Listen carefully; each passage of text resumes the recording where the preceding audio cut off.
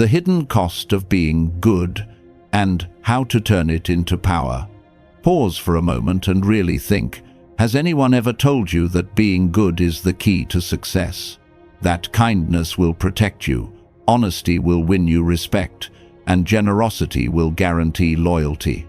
Society pushes this idea from the moment we're children. Teachers, parents, and even movies tell us that good people are rewarded in the end. But here's the raw, uncomfortable truth. This belief is one of the most dangerous illusions ever sold to humanity. The reality is that simply being good doesn't keep you safe.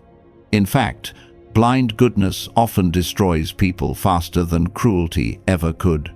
History is filled with examples.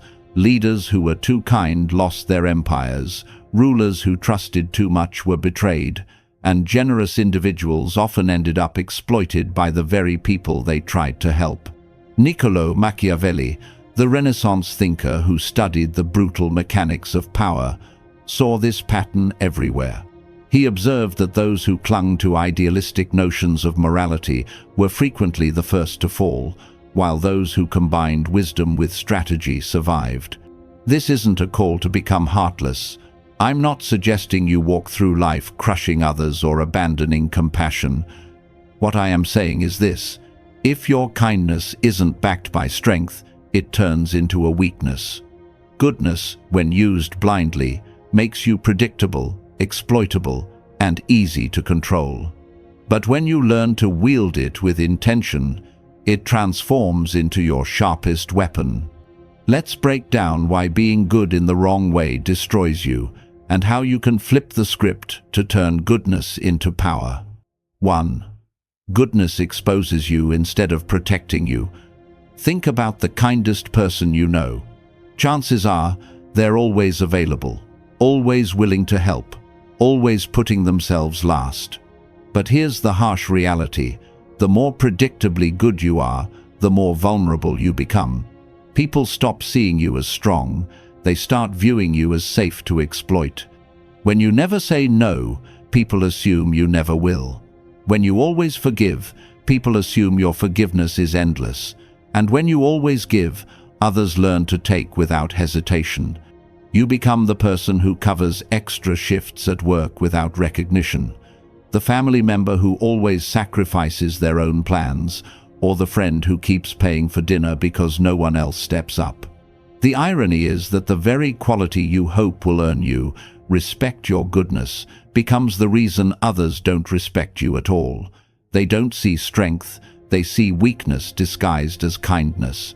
Machiavelli warned that a ruler who is only merciful invites disaster.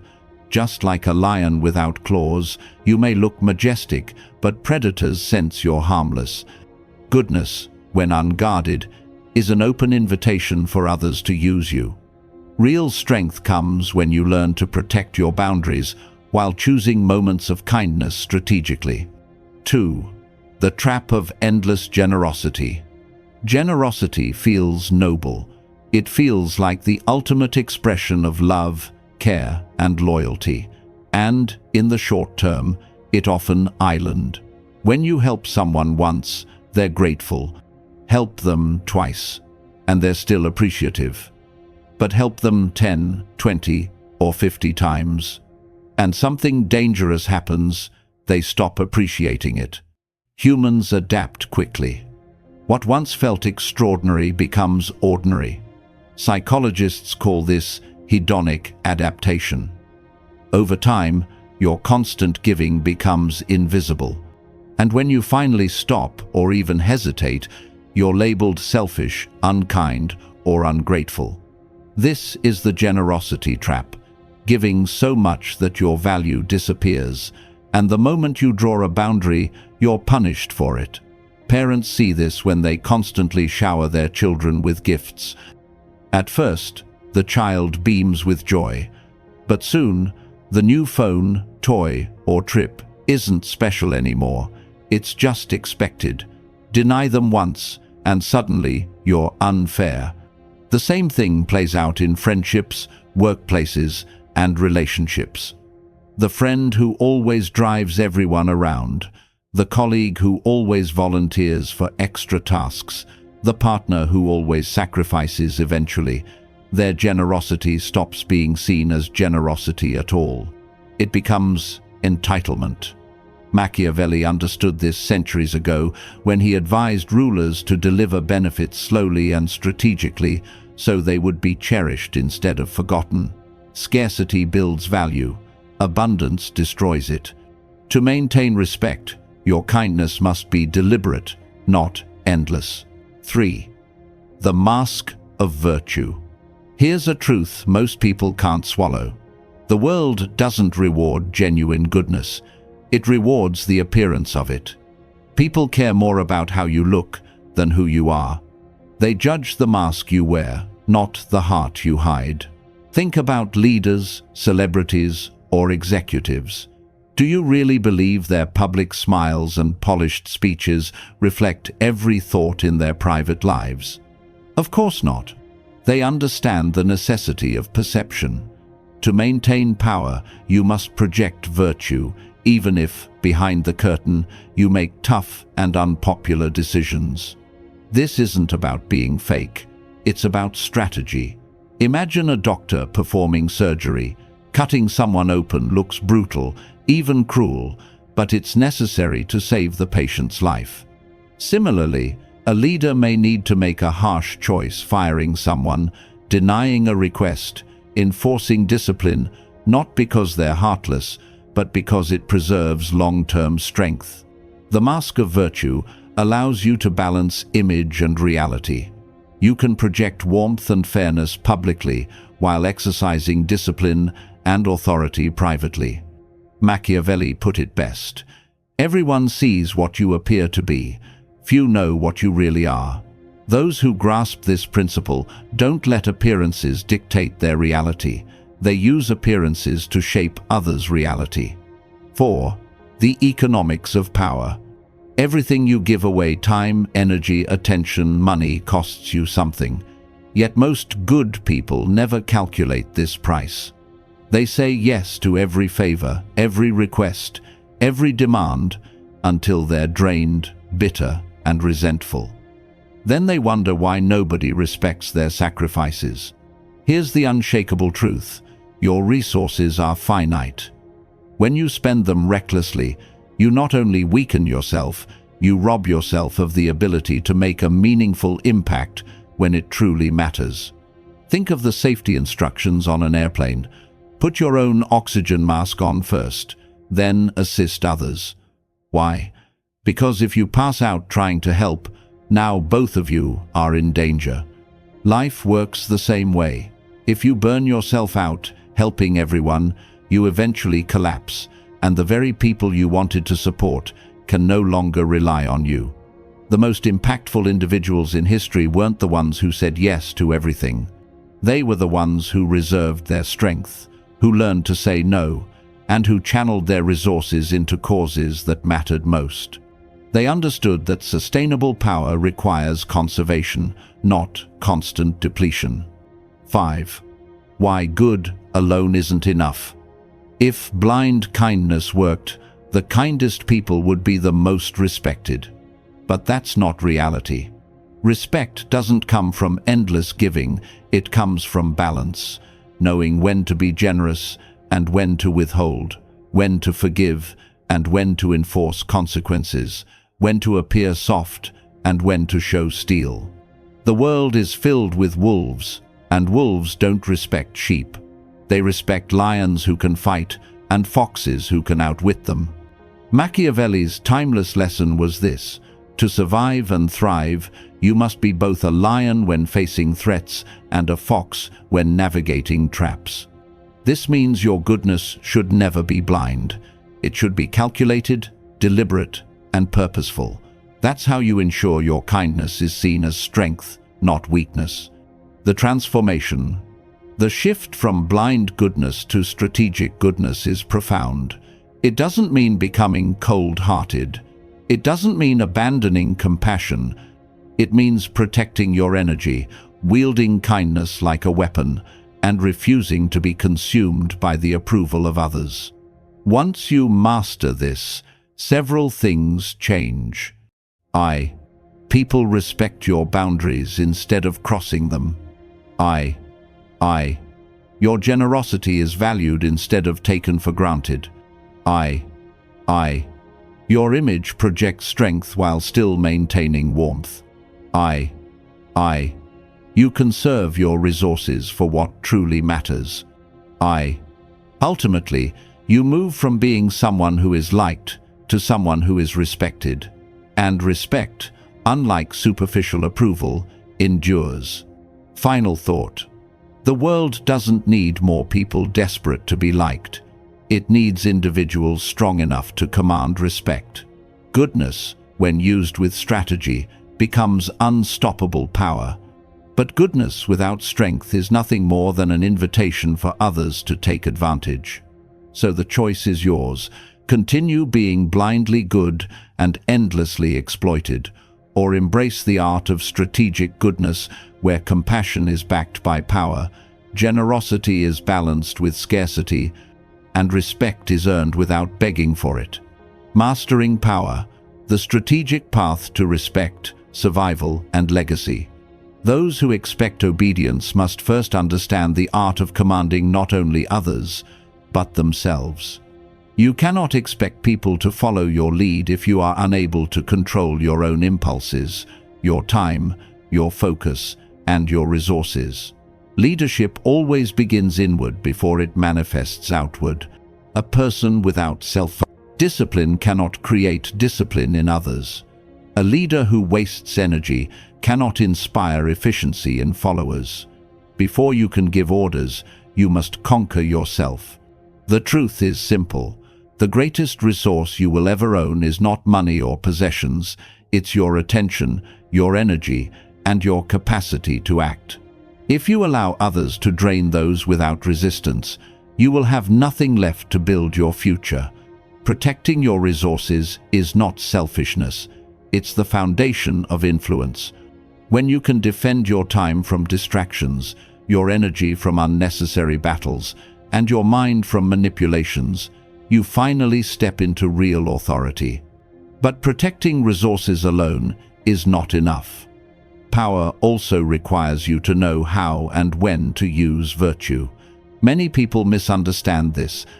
They assume that if someone tells you not to be naive, it means abandoning kindness entirely. But the opposite is true.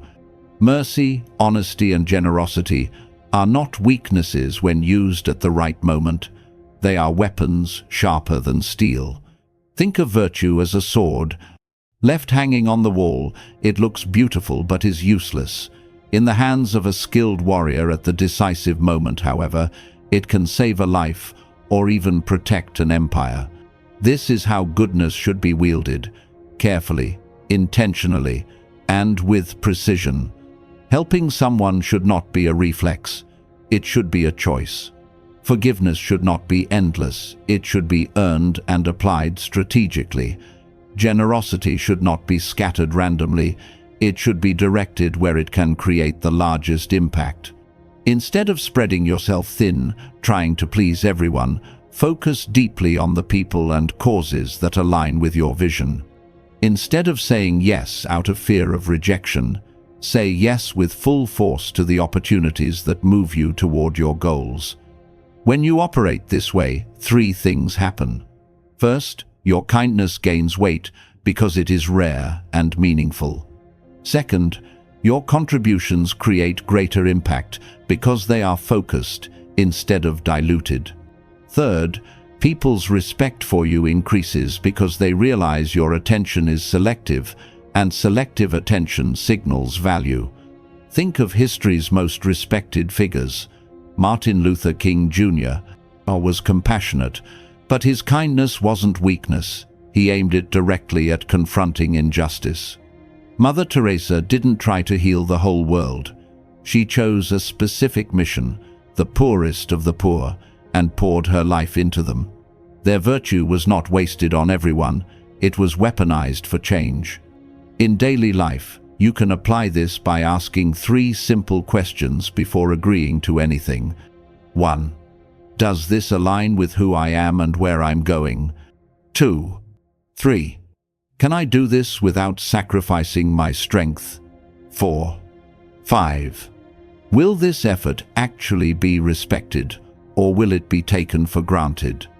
6. If the answer is no to any of these, the solution is not guilt-driven compliance. The answer is a firm but kind refusal. When you do say yes, say it with power. Deliver fully. Pour in your best. That way, your generosity is remembered instead of forgotten, and your kindness generates loyalty instead of entitlement. Machiavelli once pointed out that promises often clash with reality. Keeping one commitment may require breaking another. Life forces us to choose. You may need to disappoint acquaintances in order to prioritize your family. You may need to deny one opportunity in order to protect your long-term dream. Strategic virtue does not mean abandoning goodness. It means using it wisely, so it actually matters. But here's a truth about human nature that unsettles most people. Gratitude fades quickly. No matter how much you do for others, their appreciation has an expiration date. At first, your help feels like a gift. The second or third time, it's welcomed but less celebrated. Eventually, it becomes the norm, and if you ever stop, you're branded as selfish. What began as "thank you" transforms into "you should," and finally into "why didn't you?" This is the illusion of gratitude, the belief that more good deeds create more appreciation. In reality, the opposite happens. Familiarity breeds entitlement. The people you help the most are often the ones who take you for granted the fastest.